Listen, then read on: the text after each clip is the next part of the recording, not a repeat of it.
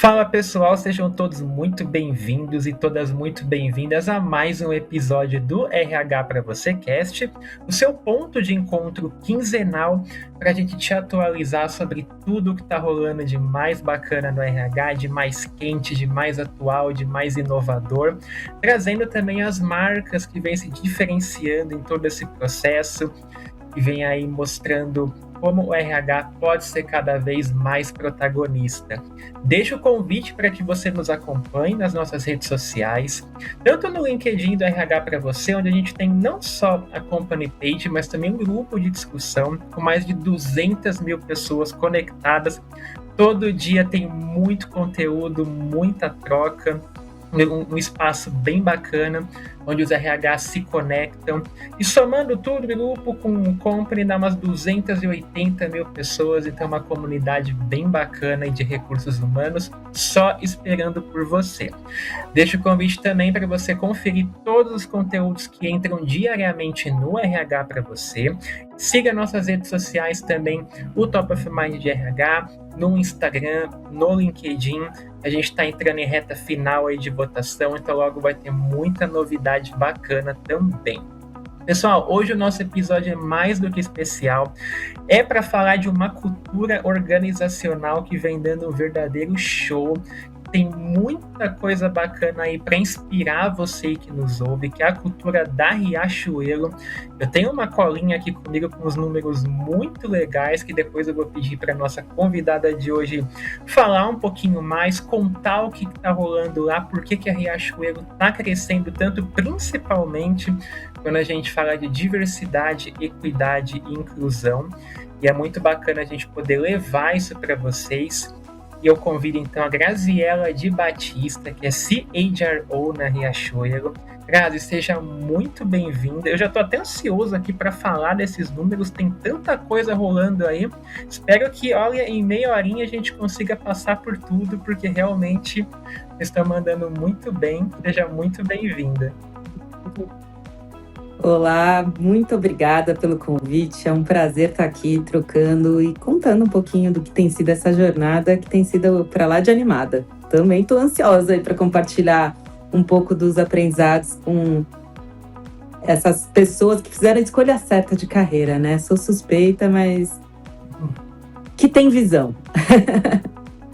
Muito bom.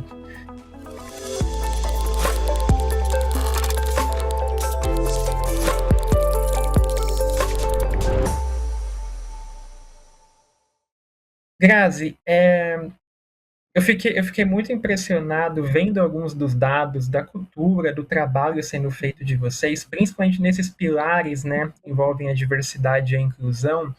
Eu até quero compartilhar com o nosso público, com você nos assistindo, nos ouvindo, abrindo a minha colinha aqui. É muito legal a gente poder reforçar que a Riachuelo é uma empresa hoje onde a maioria dos cargos de liderança é composto por mulheres. A gente tem a maioria do quadro de colaboradores composto por pessoas pretas e pardas, com mais de 42% em posições de liderança.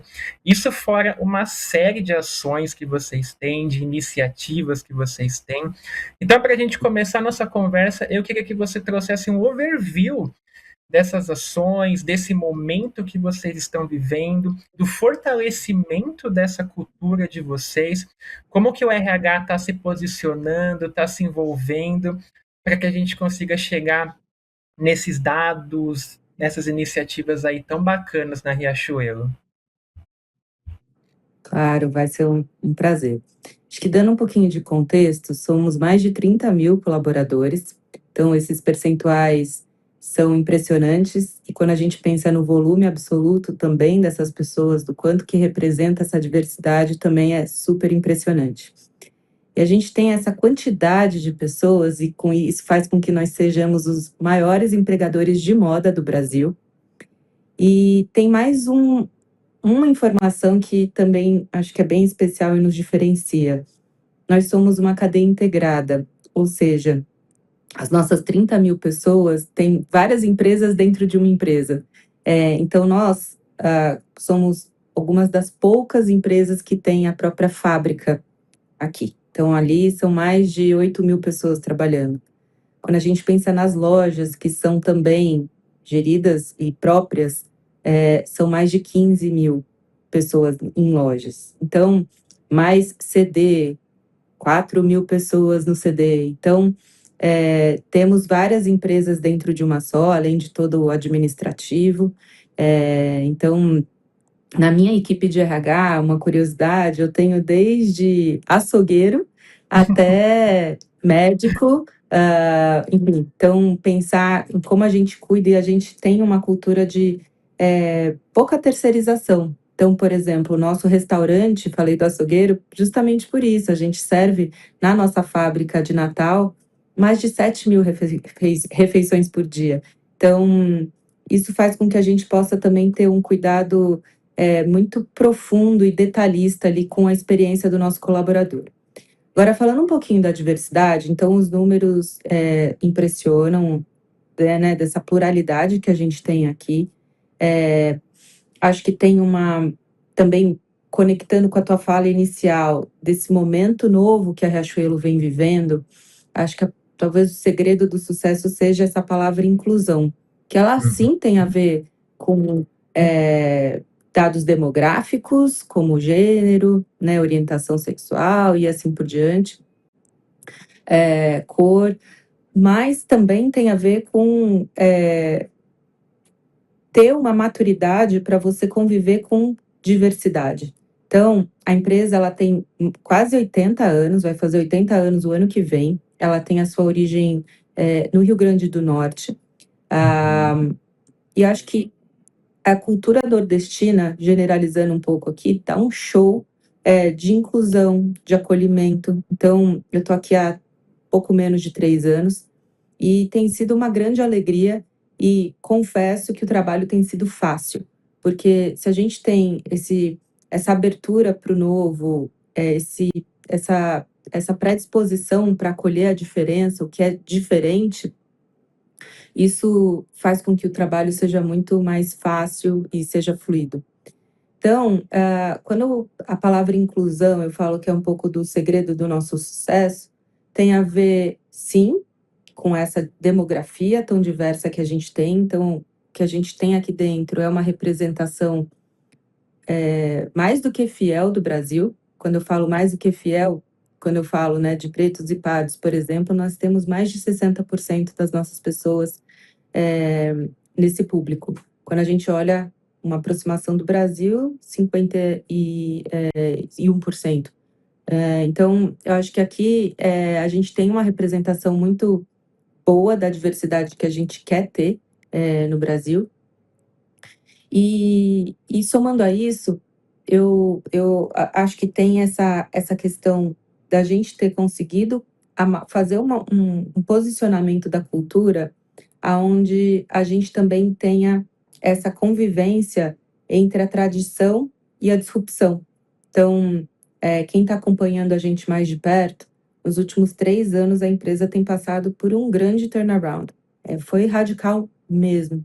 E um dos meus principais desafios era como é que a gente, no mundo polarizado, se a gente não fizer muito, aliás, se a gente, mesmo fazendo muito, o natural seria as pessoas, os novos que estão chegando para transformar e os antigos que, né, eram culpados de tudo. Acho que qualquer empresa seria natural isso acabar emergindo.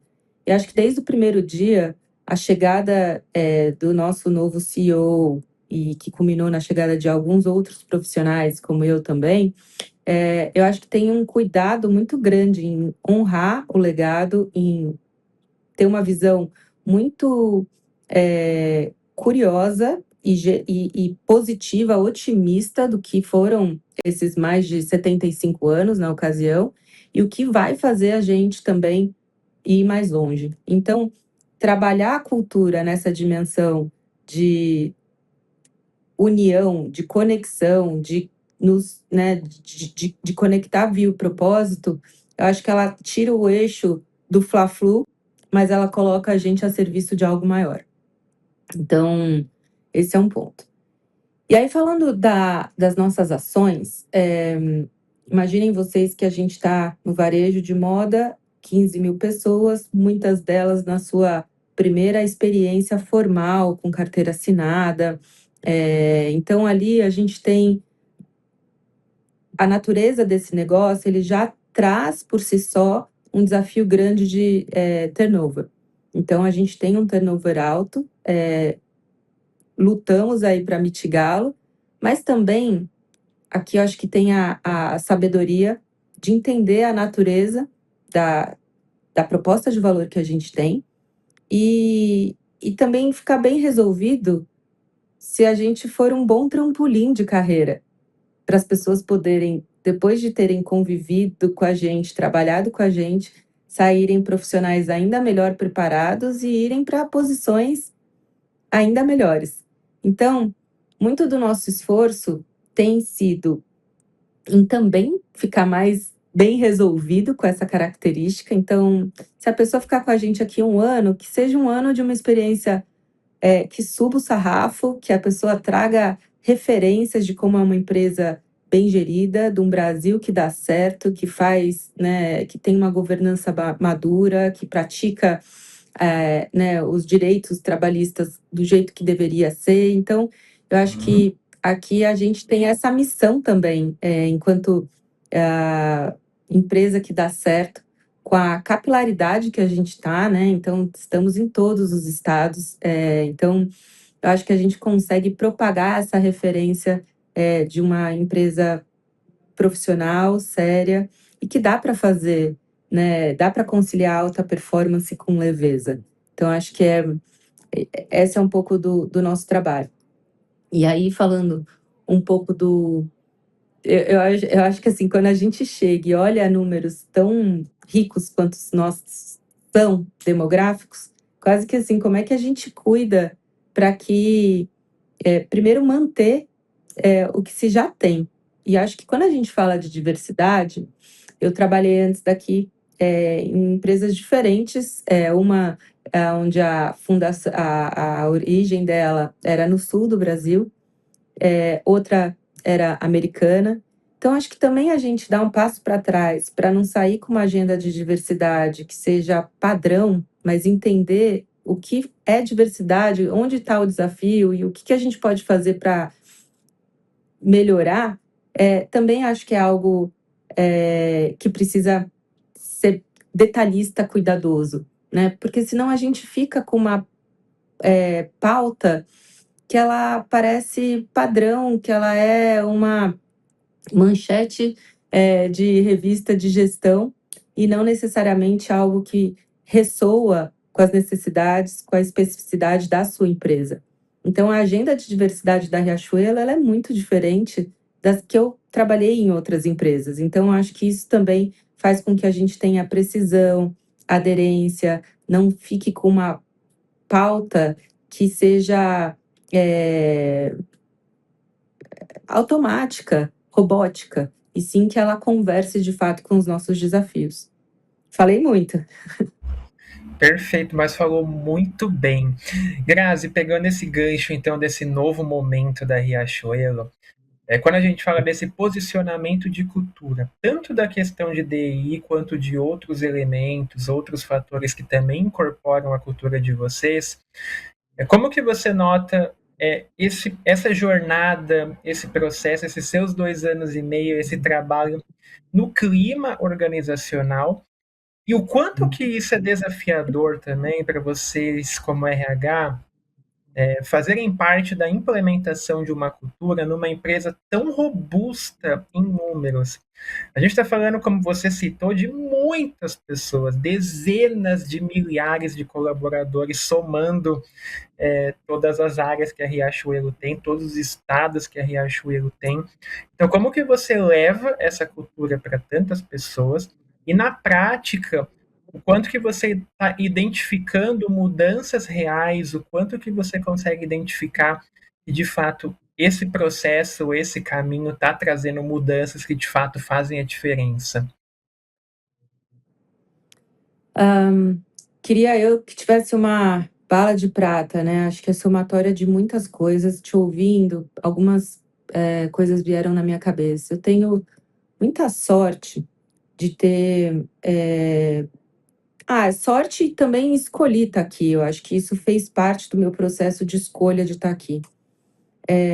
De ter uma pessoa que lidera a organização, o nosso CEO, que acredita do poder sutil que a cultura tem na organização. Então, isso eu poderia terminar só com essa fala.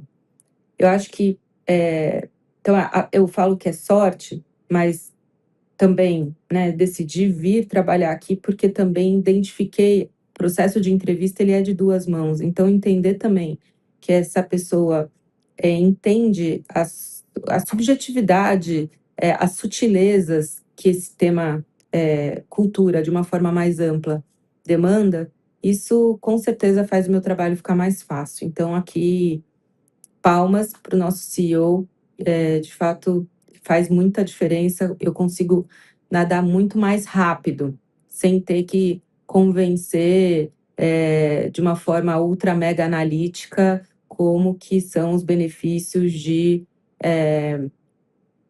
engajamento, uma cultura alinhada, de turnovers menores, enfim. Então, sim, temos que trazer análises. Essa o idioma predominante, né, no mundo corporativo.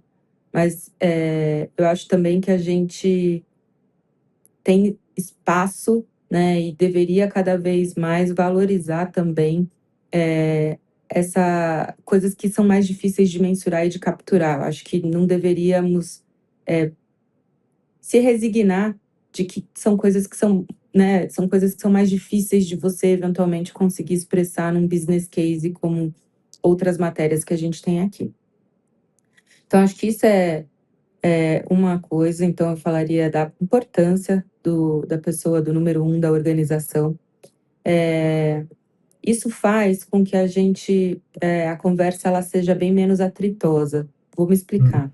Então, mais do que colocar as palavras e orientá-lo, ao acreditar, a consistência ela vem de uma maneira orgânica, fluida, natural.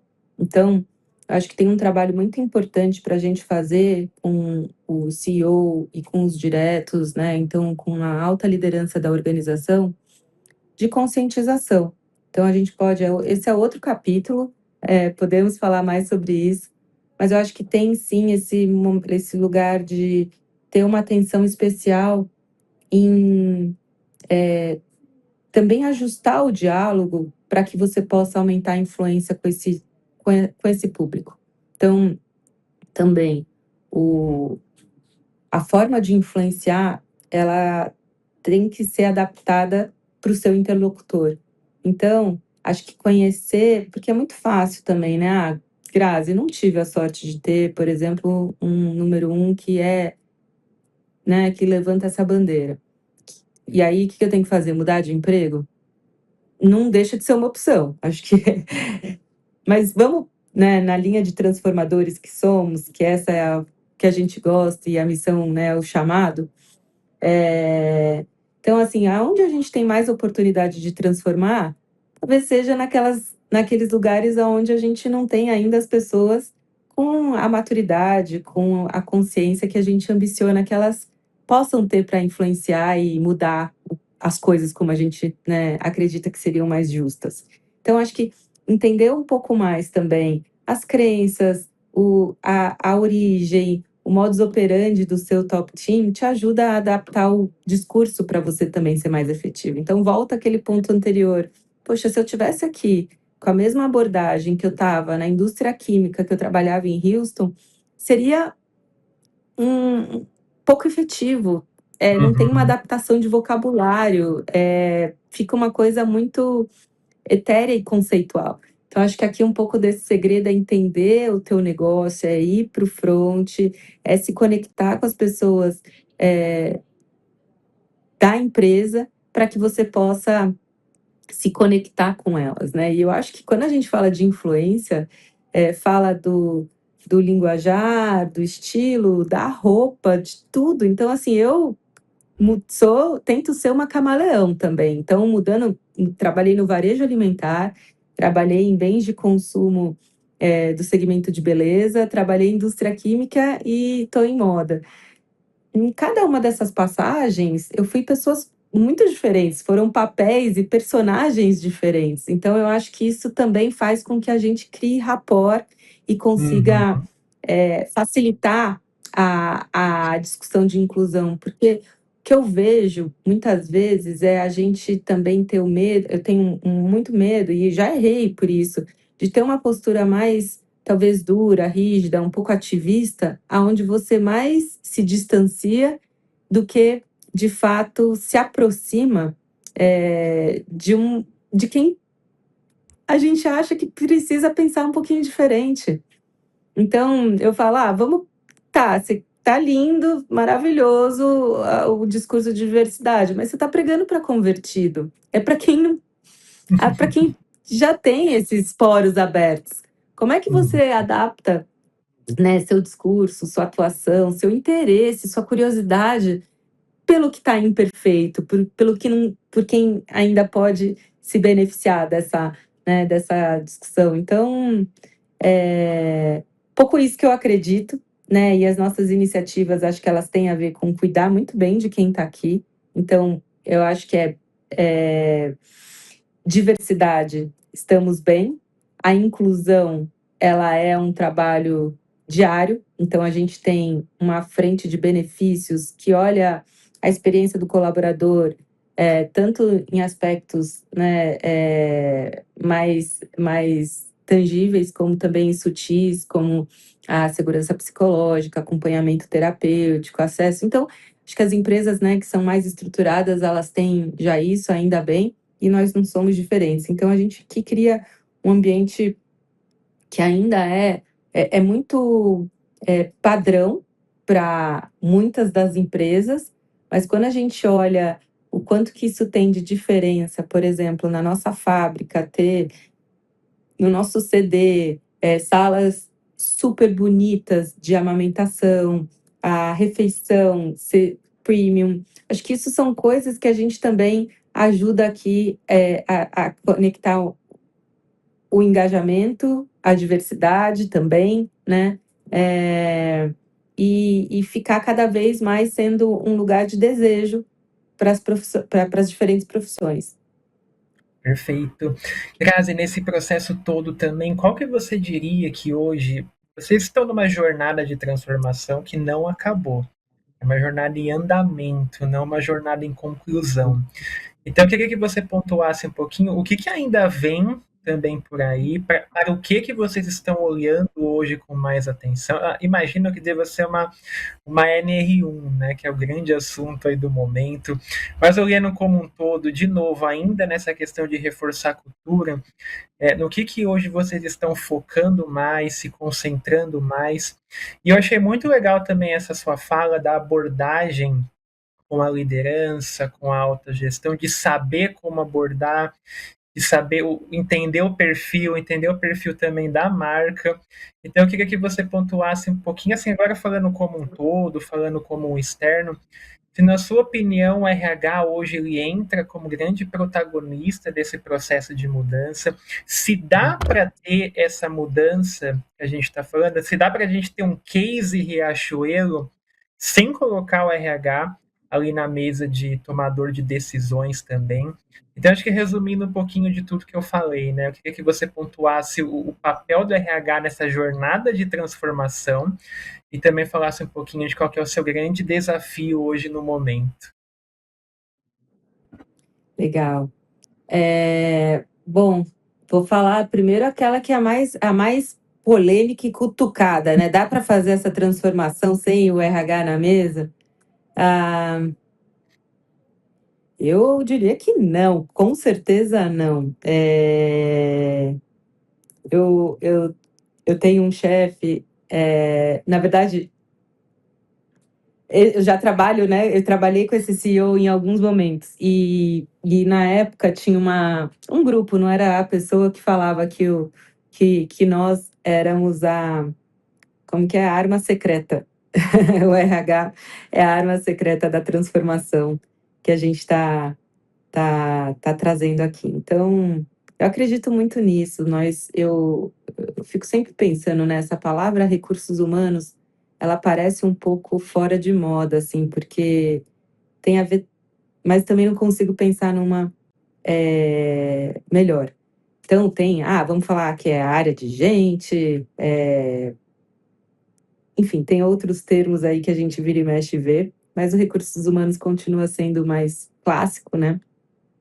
Mas eu gosto de imaginar, assim, que a nossa influência ela tá sim em entender o capital humano, para usar outra palavra, então o quanto que a nossa organização enquanto cultura, a nossa comunidade aqui, né, o quanto que isso é a potência da nossa empresa. E tem outro olhar que é uma parte menos do indivíduo, mas da dinâmica de trabalho, que é a organização. Então, eu também me vejo como uma grande estrategista de organização, ao pensar tanto aonde você aloca os profissionais, como você desenha e distribui esses profissionais. Então, acho que o RH ele trabalha numa frente muito sutil de cultura, mas também muito hard quando a gente pensa que é uma das principais linhas, né, de despesas de qualquer empresa. Então, e o quanto que também profissionais excepcionais numa cultura que não encaixa ou num desenho organizacional que tenha ou excesso ou escassez, que não seja bem dimensionado, isso pode trazer efeitos colaterais ultra danosos, né. Então ter gente demais, por exemplo, você dilui foco, aumenta custo do salário, mas também da despesa de pessoa abrir frentes de trabalho que não necessariamente sejam foco para transformação. Então, eu acho que nosso trabalho ele é tão fundamental como o de um CFO, de um CMO. Então são pilares da organização que são fundamentais, quisera todas as instituições pensassem assim, que é tão necessário quanto outros, como por exemplo, né, a área de finanças. E falando um pouquinho, né, do seu outro ponto, que quais os nossos desafios daqui para frente, não vou falar de desafios de adaptações, e evoluções na legislação trabalhista, porque esses já são do dia a dia. Eu acho que o Uhum. que para nós a gente tem conexão muito forte é com buscar uma diferenciação. A gente se propõe a fazer, uma empresa de moda democrática, que dá acesso à moda de ponta, com qualidade, conectada com tendências globais, com brasilidade. Agora essa tarefa não é necessariamente simples de fazer quando a velocidade é tão grande, os produtos são tão perecíveis, porque são moda, saem de moda, né. Então, assim, eu acho que aqui o que a gente tem de desafio de um lado, buscar e tem a ver com a nossa pauta aqui de diversidade e inclusão, né. Quando a gente fala de diferenciação, a gente está falando muito de inovação, de ter vozes diferentes, de ter autenticidade, protagonismo, autoconfiança. Para você se diferenciar, tem um componente ali de autoconfiança necessário de se ter. E essa é a minha maior pauta daqui para frente, é como que a Riachuelo toma decisões que a diferencie de outros concorrentes, que estão também fazendo um belíssimo trabalho. Mas como que a gente, cada vez mais, ao entrar na Riachuelo, a gente consiga entender a proposta de valor única que a gente se faz, né, quer oferecer. Que as pessoas, ao interagirem com a gente, elas saiam com uma sensação de que valeu muito mais do que custou. Então, pouco isso que a gente tem trabalhado. E tem uma outra frente, que é também, né, minha responsabilidade aqui puxar, mas é responsabilidade de todos, que é a questão da sustentabilidade também.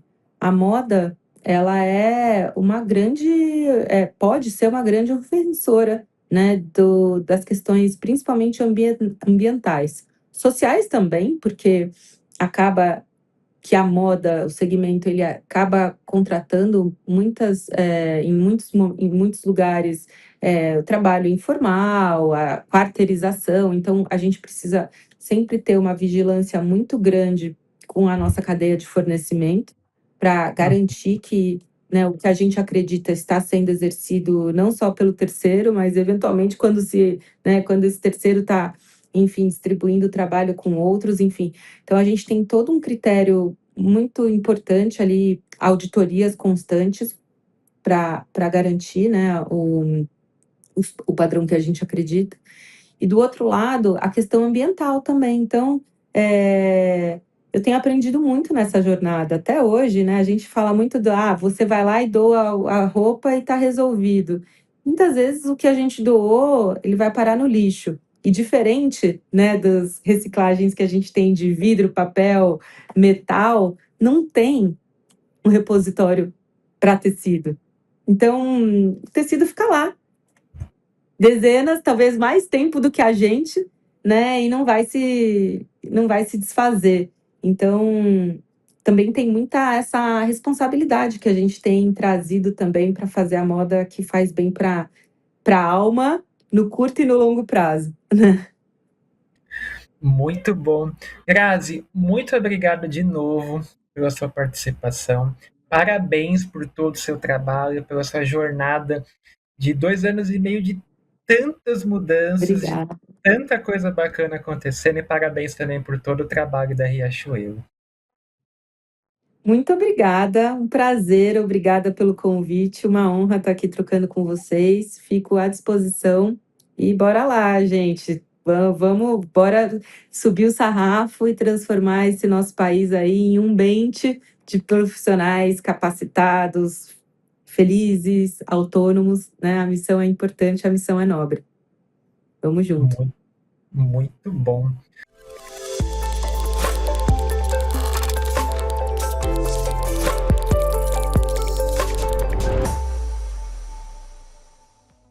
E aí, pessoal, curtiram o nosso papo de hoje? Estive aqui com a Graziela de Batista, CHRO da Riachuelo, um super case para a gente mostrar como o RH pode sim estar na mesa dos decisores, participar dessa tomada de decisões que muda a realidade das empresas e principalmente muda a realidade de tantas pessoas.